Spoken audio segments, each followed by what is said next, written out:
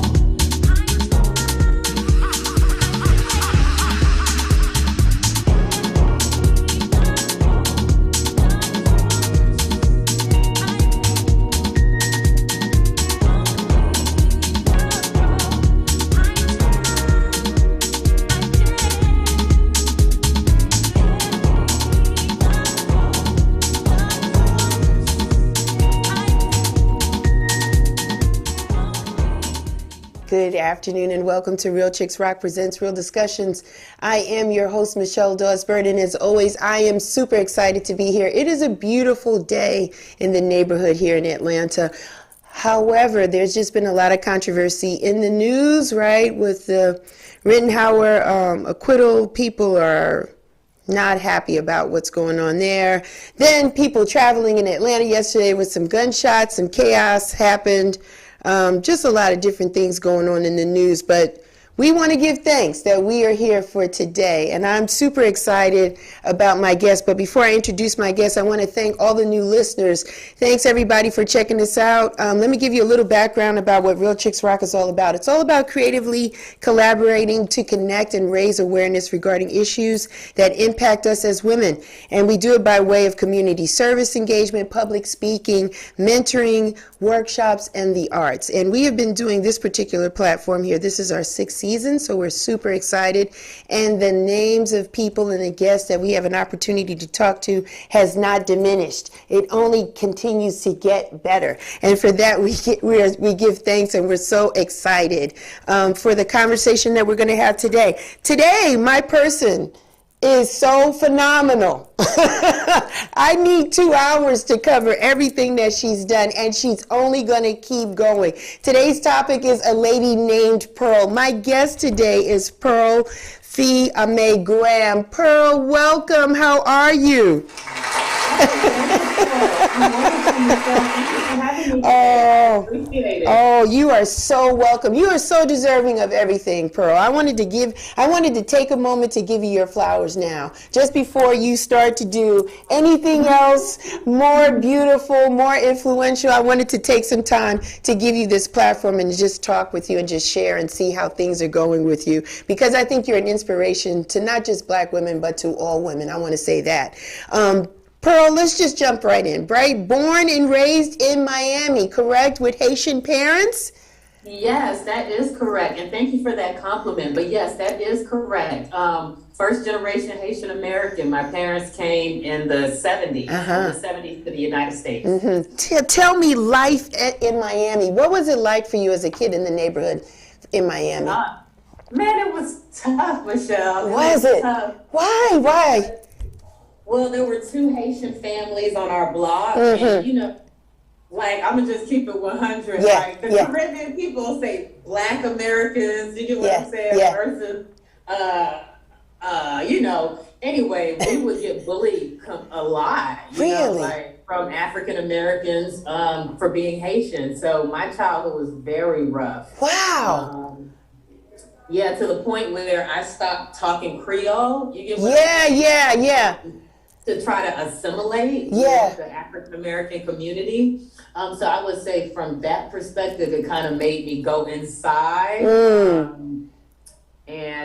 It wasn't until I got to high school and college that I became, more confident. But just, the stereotypes that the media shows and kids don't know any better. And sometimes adults don't either. So my childhood was a bullying childhood. Oh, I'm so... Yeah. I'm so sorry to hear that, because I always thought, Pearl, that Miami was a hub for Caribbean people, for families, right? Not only just for Haitians, but Cubans, Dominicans, Jamaicans, because it is the first entry point into the United States from the Caribbean. So I just assumed, and that it would be more of a cohesive, family, or at least friendly environment in Miami. Man, and it wasn't. They made fun. They didn't understand, because they didn't understand, They didn't understand, and then I think there's pockets of concentrated Haitians. Yes. And the pocket that I was in wasn't as concentrated. And I think over the years it's gotten better. Yes. And I think when it comes to the Caribbean, Haiti just always gets a bad rap. We always get put, I don't know. And I don't know if it's because we're the first Black republic to gain our independence, that we've been kind of a target. Wow. But I would say that it's gotten so much better. Yes. Haitians are more confident. I don't think we were as confident in the 80s. Yeah. So yeah, it's gotten way better, and I can understand why you would think that. But in my neighborhood, we got bullied. Oh man, I'm sorry. So let's talk a little bit about how did we start modeling then, right? Because if people are bullying you and not being fair and being kids and doing all that, where did you get the confidence or the wherewithal to even decide modeling? Did you start at 15? Is that where it started for you? I started when I was 15, and I was hanging out with a friend, and you know how you go to the mall and then you have these different recruiters in the mall. Yeah. So they recruited both of us, and it was a modeling school actually. And I just thought my parents were going to say no, just because it was 8 of us in a 3-bedroom home, that whole thing. Yeah. And we had to focus on bills, but for some reason, they said yes, because, modeling schools can be a little expensive. That's why I made sure mine wasn't super expensive, because I want everyone to be able to get that kind of training. But I brought the brochure home to my parents, and I thought they were going to say no for sure, because there was field trips that I missed out on and different things like that, just because of financial reasons. But they sat down, my mom and dad had a meeting, and then they said, we're going to do this. And I'm the youngest of 8. Wow. So I had a sister sending money from the military for me to do it. My father would bring me to class every other week. So it was kind of a family investment for me to become a model. I guess they felt that was my path. But my mom also said, I'm taking you to the school not to be a model, but to refine you, you know, as a Wow. lady. So yeah, so that's why they invested. Man, so that's awesome. So then you're modeling, you're going to the school. When did you get your first modeling opportunity, Pearl? Wow. So once I graduated from the school, they usually have you walk in front of all of these agents, and the agents were like, nope, nope, nope, too heavy. No, not, no, you know, so I didn't get any modeling opportunities after the school. And then I said, well, I guess I'm not a model, you know, Yeah. like, Wait a minute. They said you were too heavy? yeah, this was in What? high school. This was in high school. I was too heavy, you know. Oh, So I was like, well, I guess I'm not a model. Boom, let me just continue with my life. I learned how to put on makeup. I learned how to walk. These are things that I can just, you know, carry in my right, everyday life. right. And then when I got to college, I had lost like maybe 15 pounds. You know how they have the freshman 20? I went the other way. And then it was like I couldn't go anywhere without anybody telling me, why aren't you modeling? Why Yeah. aren't you modeling? So then I started in college doing like those swimsuit calendar Yes. type things. Yes. And then after I graduated from, and then I joined, you know, a modeling troupe. And then when I graduated from college, I signed to my first agency in Miami, which is called Ethnicity Models. And their focus, you know, they did a lot of music videos, a lot of this and that, but I still didn't feel like that was the right fit for me. And then while I was there, a photographer for Ebony Magazine saw me rapping on a platform called MySpace. And he was just like, why are you rapping? Why aren't you modeling? And I told him, you know, I've tried getting with Ford, with the lead. They said no, you know, I'm with this agency called Ethnicity. And he was like, well, I think Ebony Magazine would love you. Would you be interested in me sending your pictures? They have a tour called, you know, the Ebony Fashion Fair tour. So he did just that. He sent my pictures to Eunice Johnson, who's the, you know, basically the head of Ebony Fashion Fair. And then they sent me a ticket to do an audition, and then I auditioned, and then they hired me right on the spot. And, you know, the next day I was on a 200 city tour. Wow. You know, doing runway shows 5 days a week. Awesome. And how did that feel, Pearl, having that experience? Was mind blowing, right? Because you went from It zero was to a break. I felt like I got a break. I was like, whoo,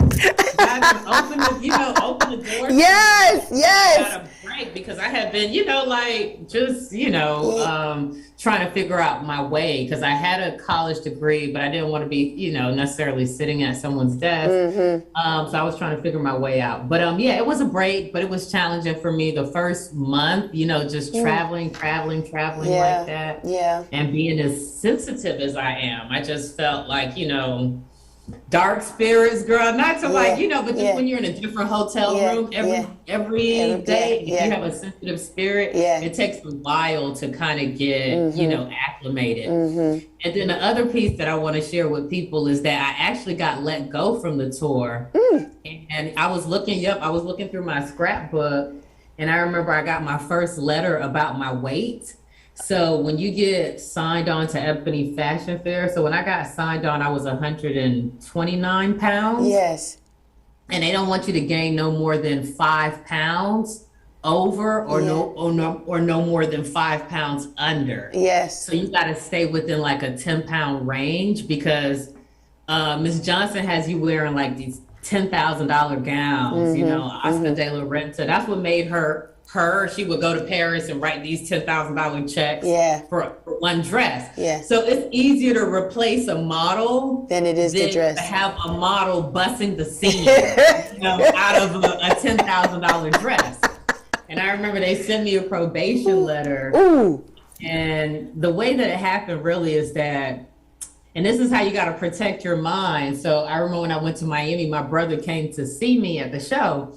And he didn't, at the end of the show, you know, he met me backstage. He didn't say, great job, Michelle. He didn't say, he said, you look like a skeleton, right? So that went into my head. And at the next stop, I just kept eating. When I should have said, well, shoot, I'm supposed to look like a skeleton on a model, you know? But I didn't have that strength mentally. And I just kept eating and I couldn't get off of that, off of that yo-yo. So I end up, I got dropped off the tour, and that, Michelle, was like, I felt like my life was going backwards. Oh, Like man. everybody that told me I couldn't make it, I couldn't do it, like they were right, so it was like, man, that was a big fall for me, but then it also taught me how to protect my mind Yeah. and don't allow, anyone to kind of impress their thoughts on you. You know what you're Man. doing, you know where you're going, just stay focused. So it was actually a blessing for me because now when I'm doing something, you can't tell me, Not you at get what all. I'm saying, like Yeah. anything, because I know what the consequences are for that. Yeah, we feel your strength in everything that you do, Pearl. And now this is great because now we know where it comes from, right? We know where it comes from, and we know why the modeling school is so important to you too. We're going to talk about that in a second. So you got dropped from the tour. So how did we end up coming to Atlanta? Are we in Atlanta at this point while we're doing Ebony Fashion Fair? Where are we? Well, Ebony goes all around. Oh, no, I was in Miami. I was in Miami. Yeah. And then, they go all around the country, the United States, Canada. I got let go when we was in LA. I was like, what the heck in LA? So, and then they give you a plane ticket. They was like, goodbye. Go home and stay where you at. Yeah, goodbye. So I was like, I gotta have like my resources together. But anyway, long story short, when I left, or when the situation ended with Ebony, I ended up going to a temp agency in Miami, and they sent me to this place called Fisher Island. Fisher Island is nothing but millionaires that stay there. I didn't even know about this place until I got there. But Oprah had a place there. She had just left when I got there. Oprah producer had just brought a place, so I was able to develop a relationship with her.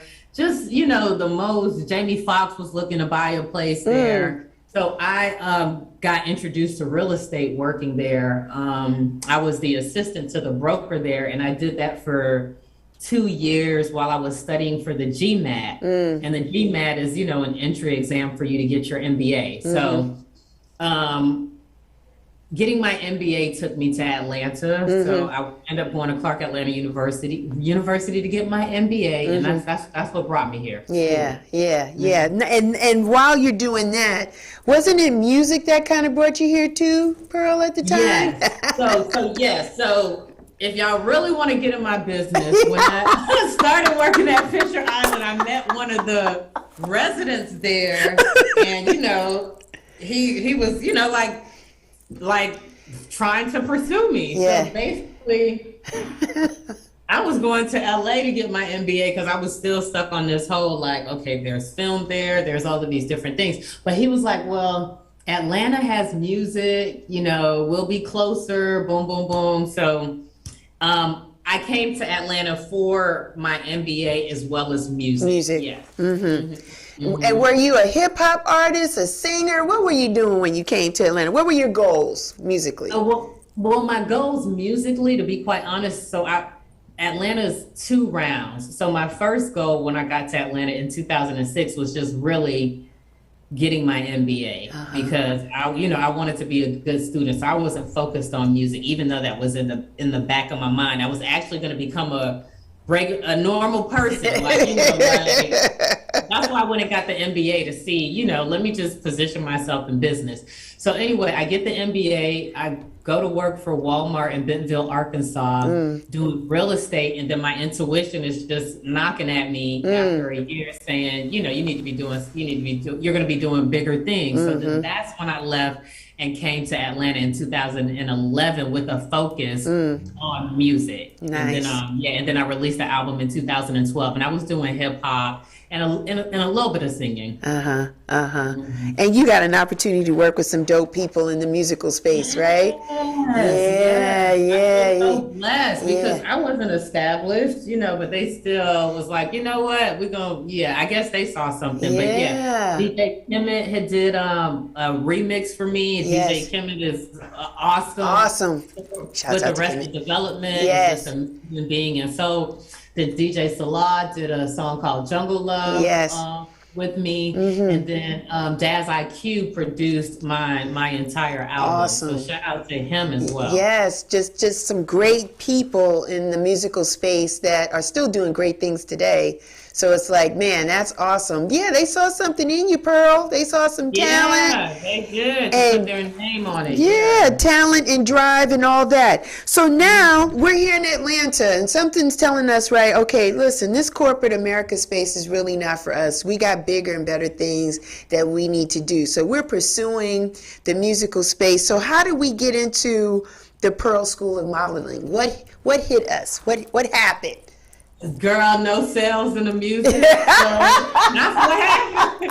Girl, done put my money into the album, dropped the albums. Girl, probably sold like 100, like 100 albums, and that's not enough. Yeah.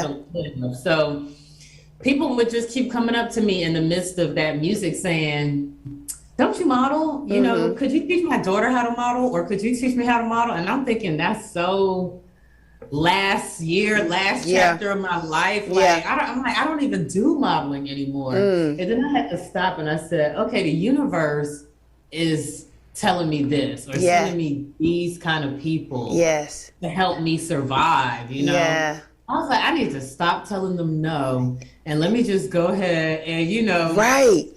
So what happened was I was teaching girls how to model out of my home, and then I was meeting a music attorney, and I walked into this building and everything in my fibers, like, this is where you're going to start your modeling school. So I was doing it out of my home. And then when I walked into this building, to meet this music attorney, and my intuition was so strong, I asked the attorney, who owns the building? And she pointed me in the direction of this lady. So I told the attorney, do you mind if I take 5 minutes to talk to this lady? So I went and talked to her, and I told her, I'm a former Ebony Fashion Fair model.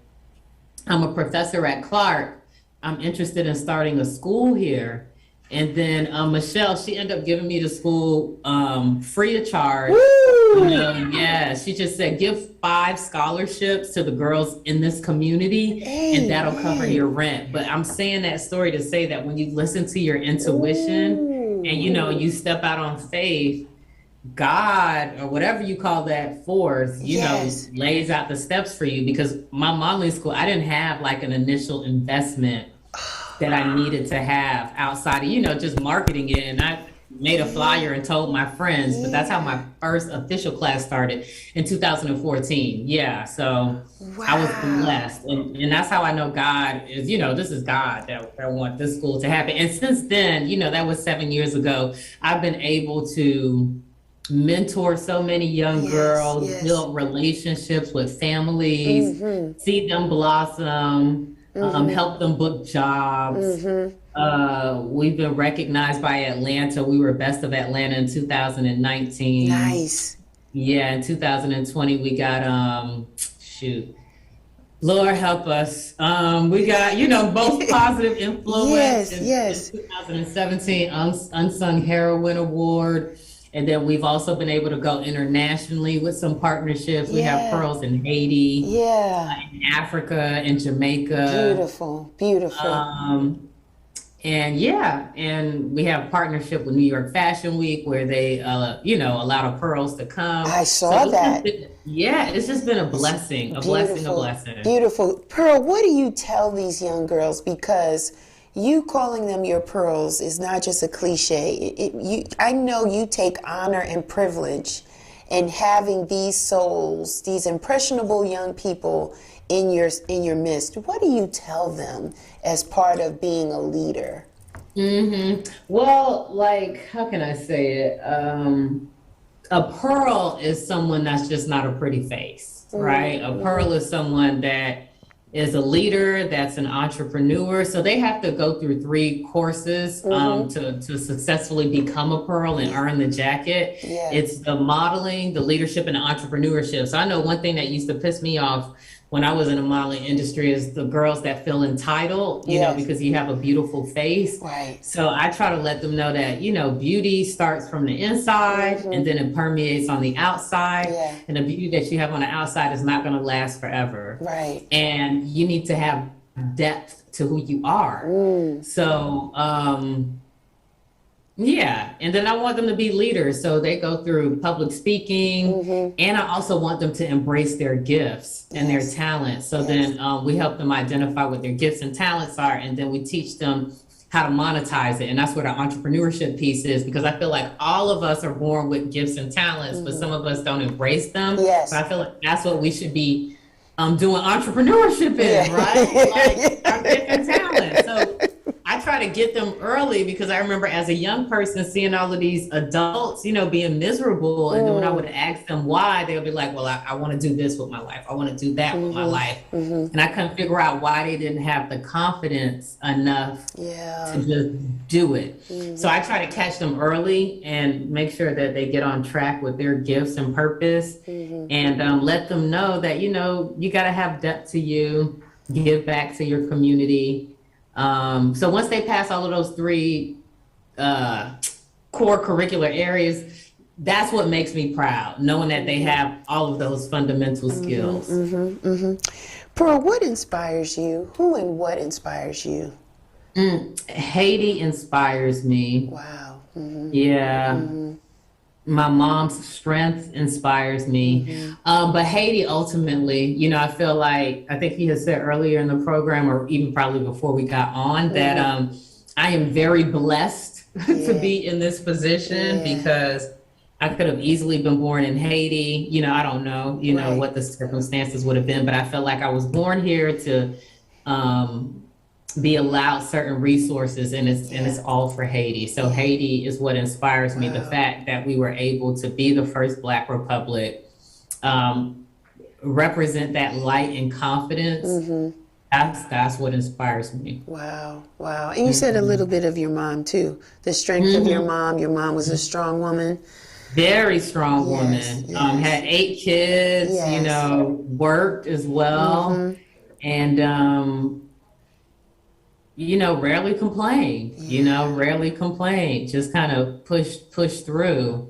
And if I could have half the strength that she has, and she let me sit on her shoulders. You get what I'm saying? Like, she made so many sacrifices. So she inspires me. Everything I do is in the name of, representing the best of her. Excellent, excellent. Pearl, Black fashion matters. Talk to me a little bit about that, right? What's going on there? Tell me a little bit about that. Yeah, so so we wanted to highlight Black designers. There's this thing called the 15% pledge that a lot of people in the fashion industry are doing, because when you think of the fashion industry, there aren't enough Black designers being highlighted, Black models. So a lot of these fashion entities are pledging that they're going to do something 15% related to African American, just to show more diversity. So in that sense, we felt that Black designers weren't being represented enough. So we wanted to do a show dedicated to Black designers and just say, Black fashion matters as well. And then in particular to our community, we quick to, wear Fendi, wear Givenchy, wear Gucci. What about our Black designers? Why can't we rock them, the way that we're rocking these major designers? Right. Yeah. So that's what that's about. Sounds good. Sounds good. It sounds like you're going to hold them to the fire. Pearls Go Green. I like that. That was a beautiful fashion show that you had at Piedmont Park earlier this year. Tell us a little bit about that and the importance of that. It seems like not only are you teaching us about fashion, but you're being conscious about it, right? There's an environmental piece to it, right? So tell us about the Pearls Go Green. Yes, and thank you to Atlanta for making that show sold out. I appreciate it, Atlanta. Thank you. But yeah, Pearls Go Green. When I was in COVID, I just started tuning into more fashion articles, and they kept talking about sustainability and how clothing is the second highest polluter to the environment. And I'm like, clothing is the second highest polluter? And I said, this definitely needs some attention.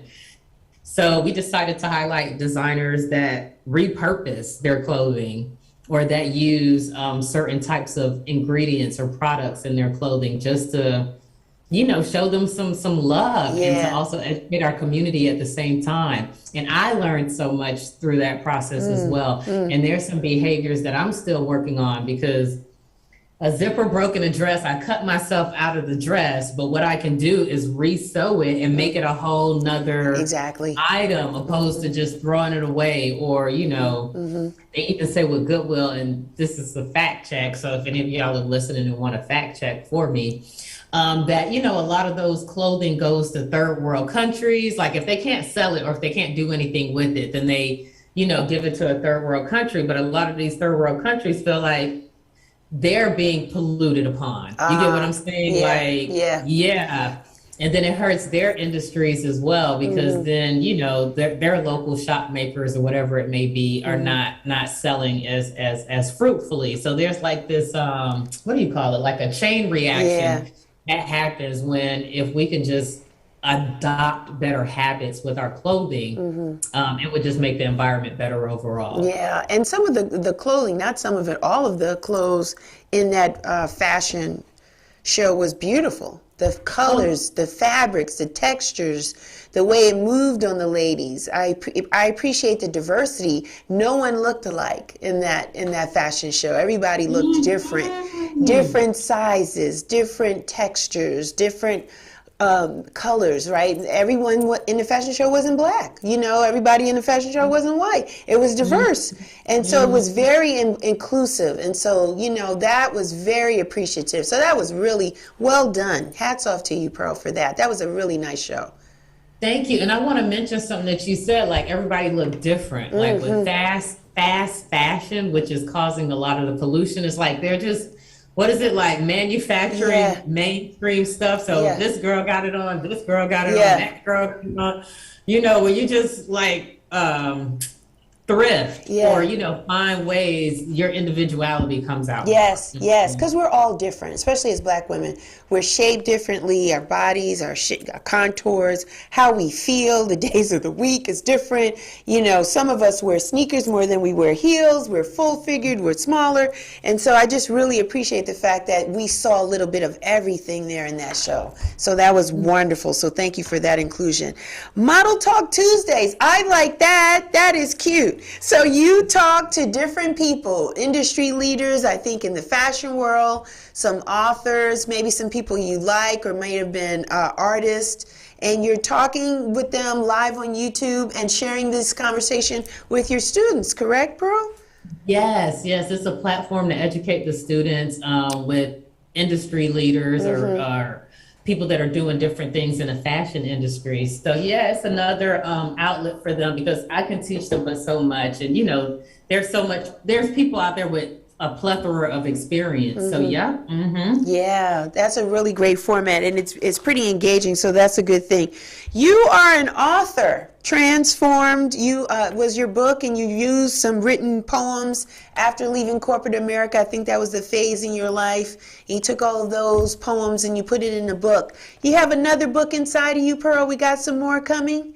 Yeah, we have some more coming. I actually released one this year, but I'm going to re-release it. And it's a children's book. It's called A Pearl and the Oyster. Yeah. And girl, every time I read that book, I think about The Little Mermaid. But basically it's about, how can I say it? It's about a young girl that's, she's a peasant. Her mother works for the queen, and the queen falls in love with this little girl. But the princess feels threatened, so the princess ends up drowning the little girl, because the princess overhears from a wise woman that the little peasant girl is going to run the island one day. So the princess, ends up drowning her. But then an oyster swallows this little peasant girl and teaches her so much about the world, because, it's the old oyster of the ocean. And she grows up and she comes back to the island, and she claims what's rightfully hers, the prophecy that she's gonna rule that island. So it's an interesting book. I'm planning on re-releasing it. It's called The Pearl and the Oyster. But we have tons of books in me, Michelle. Yeah, and you have a book club too. Can anybody join the book club, Pearl, or we gotta be Pearls? to join? Oh man. Well, that book club is older, and I haven't been like, on it like I should, just because I have so many things that are Going coming. on, yeah. But yeah.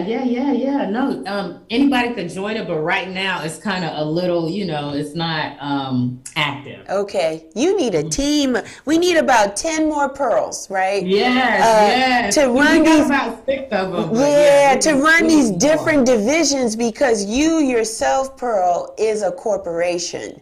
You have so many departments and entities and ideas in you. I'm praying and believing that you're going to get the more of you, so you can have these different lanes always going all the time. How about the magazine, Pearl Magazine, Teen Pearl Magazine? How's that going? It's going well. We release one every quarter, and the students will write articles in the magazine, and it's a reflection of the school, where we focus on modeling leadership and entrepreneurship. So we're highlighting women entrepreneurs, women models, women leaders, and also giving tips, on those various subjects. Yeah, that's awesome. I saw a commercial of you on your IG with Dr. Teals. Yeah. You look great. I use Dr. Teals, by the way. I love Dr. Tips. That's why I'm so happy that they selected me, because I'm like, this is actually a product that I use, that I love. Yeah. This is gonna be easy, You look great in the commercial. Thank you, sis. I appreciate it. Man, I love it. And they got different fragrances and different scents coming along. It's not your ordinary Epsom salt. I got almond and lavender and all these different flavors, chamomile. It looks great. So they sought after you. Where are they based in? Where are they based? In Atlanta or somewhere else? I'm not sure where they're based, but I'm with an agency here in Atlanta, and then they sent me on the audition and I booked it. I want to talk to you, Pearl, about your t-shirt and hoodies. Those things are nice commodities. They look great on your pearls, and then people in the street have them, and they're in different colors, and it's so cute. Get you one. Thank you. I would wear it proudly. Thank you so much. You got any bigger plans for your line? You want to expand it outside of t-shirts? I do, sis. You remember how you said we got to clone me? Yeah. Those different things. It's like, we have the line out there, but I need an active person to push it out. But it's there. We have bathing suits, t-shirts for anyone that wants to purchase it. Every time you purchase a Pearl apparel, a portion of it goes to support the Leadership Academy. So if you check out pearlmerch.com, you'll be able to see everything that we have with our apparel. So that's there. It's going to grow. I know it's going to grow. And I want to thank all the fans and all of the supporters that have purchased Pearl merchandise, because the most complimentary thing to me is like when I'm just walking down the street and I see somebody with our Pearl merch on. I'm just like, it's beautiful. Wow. It's beautiful. It's beautiful. And you've changed. You look the same, Pearl, but then you changed. Like, you're changing your hair now, right? We're growing some locks. But it's still you. That logo is still you. No matter what you do with your crown, that is still you. You are so beautiful. Thanks for shifting in the light. Now we can see you a little better. I know the sun was getting. Sorry. I didn't know that. No. Go stay where you were. Look at that beautiful face. Thank you. Look at that face. Look at that face. Yes. No. And I want to let the listeners know that you are multitasking. You are actually doing a photo shoot and giving us time to talk to you today. And then you got to go teach your pearls once we wrap up. So today is a very busy day for you. I am so sorry. No, you are beautiful. I can't see you. I thought we were audio. No. I can see you. You're gorgeous. We're going to put this on our YouTube channel so everybody can see how beautiful you are. Yes. Look at that face. Yes.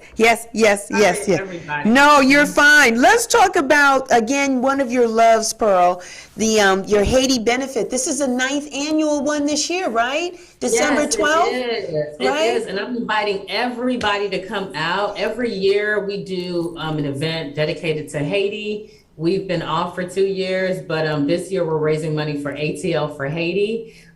They're feeding 70. They're doing tons of stuff, but the money that we raise from this will be for the earthquake relief. We had an earthquake at the beginning of the year in Haiti, and they're feeding 70 families. So you can go to ATL for Haiti just so you can learn a little bit more about them. Oh man, Michelle, I'm seeing the playback now. I am so like tripping. No, you're fine. I thought it was because I feel so bad. No, I thought you were moving because the sun is in your face. So I was like, maybe it's the sun that's bothering her.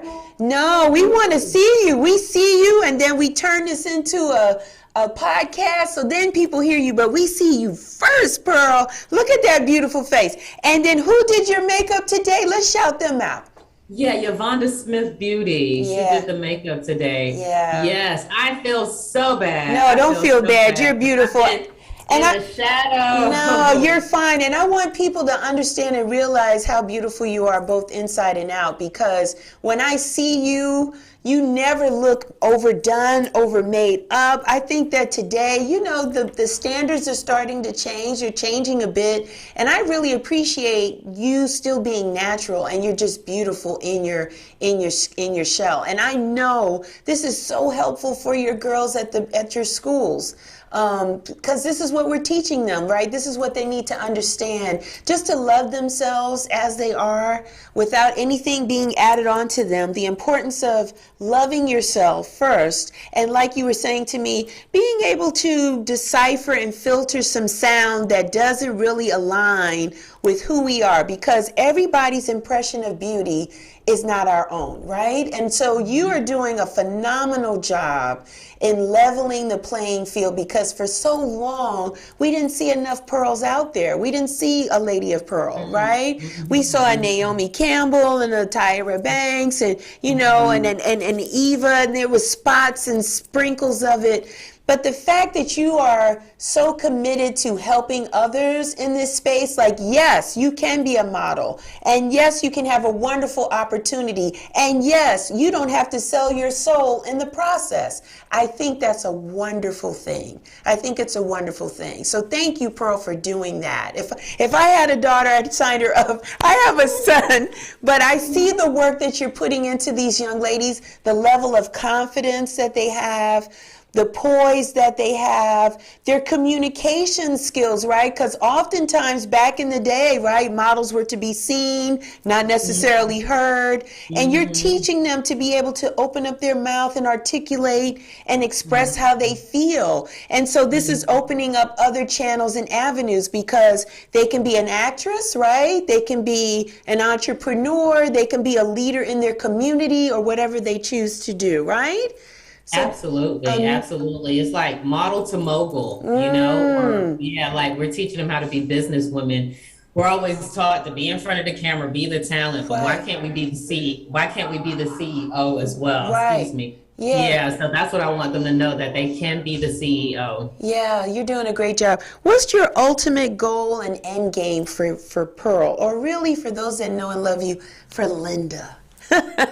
What's your end game? To buy a bunch of property in Haiti, have a leadership academy, and pick the brightest and best talent in Haiti, and fund their youth and their development, and have them become the leaders for the next generation. That's awesome. Your love for Haiti is amazing. And you know what? You're not the only one. I've talked to some other people that are Haitian, and it's just the love that you guys have for your country. The love that you have for your family, your culture, it's uncompromisable, and I salute you for that. That's a wonderful thing to do. So tell us again, Pearl, how can we support you and what you're doing? How can we support this initiative, at least for this benefit that's going on? What can we do? So you can go to aladynamepearl.com, and that'll be the first pop-up that comes up. Yes. Or you can go to aladynamepearl.com/events. Yes. And once you go to events, it'll be a link that you can click on to donate to ATL for Haiti. On that same page, there'll be tickets for the event. So the event will be a fashion show featuring Haitian designers, as well as designers from different backgrounds. There'll be some authentic Haitian food, authentic artists from Haiti that'll be performing. So The way that you can support is go to aladynamepearl.com and click on the events link and go ahead and make a donation to ATL Haiti. And in addition to that, buy a ticket to the event to celebrate Haitian culture. Yeah, I'm on it. I've been to one of your benefits and it was awesome because the culture was so rich and it's just continuing to grow every year. It's just getting bigger and bigger and bigger.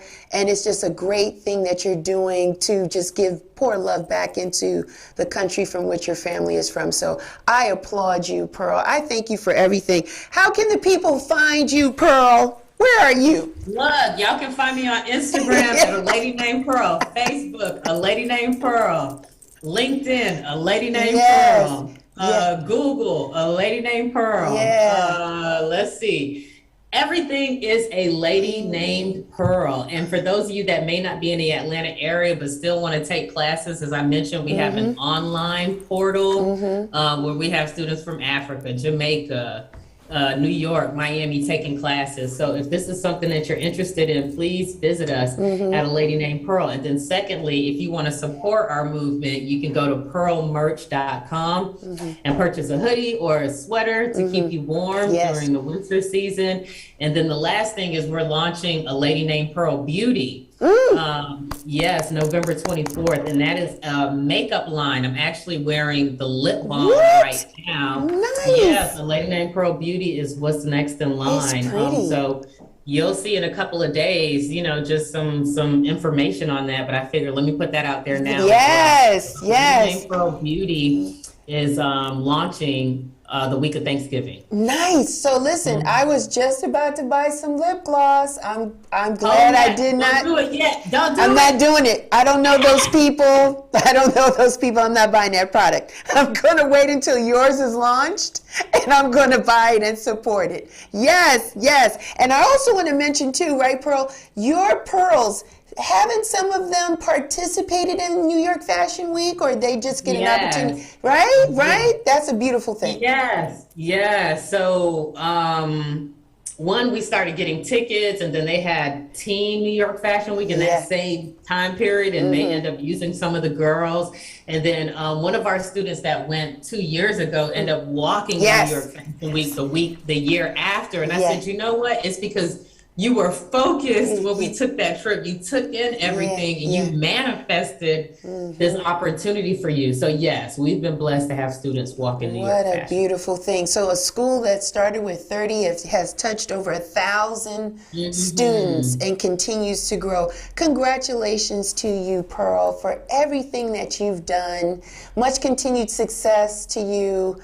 I wish you the best. If there's anything that I can do here, Real Chicks Rock, you name it, you got it. I know one thing. I'm buying my ticket to the benefit, and I'm buying some lip gloss. I'm buying some lipstick. Yeah, I'm going to be supporting. Okay. I'm going to be looking good. Yes, because I need a good lip gloss, because what's on the market is No, we got you. And I want to tell you, thank you for your platform. Just the name alone, Real Chicks Rock. Thank you for promoting just chicks being real. You get what I'm saying? And being authentic. So thank you for your energy, your spirit, and your platform. Thank you. You're so much welcome, Pearl. I just wanted to give people a space that they can get their flowers, right? And just, you're doing legacy work. This isn't something that you can just do in a week's time over a year. You've been working hard for years and touching and impacting lives along the way. And that needs to be saluted. That needs to be recognized. And your work inspires us to keep going. So thank you so much. Thank you. You are welcome, Michelle. Thank you. You have a I have a class. Yeah, you got a class, so you got to go. I want to respect that time. Thank you so much. Shouts out to Julie Yarbrough, who's taking your pictures today. All right, that's my time, guys. You know where I am. I am everywhere. Real Chicks Rock is on Facebook, Instagram, Twitter. We are on LinkedIn. We got a Facebook page. We got realchicksrock.com. Go out there and get a shirt if you don't have one, because we want to see one on you, because you look great in it. So that's my time. Until next time, you guys continue. Wait a minute, before we slide out of here, what do I always say, right? I always want to give thanks to those that listen to us and check us out abroad. And for those that know me, know that I love Frankie Crocker, and I thank him for everything that he's done in the radio space. And what he would say is this. He would say, bless you those until the next time we see you. May I live 100 and you 101, so that the people that I know as beautiful as you won't be missed. Until next time.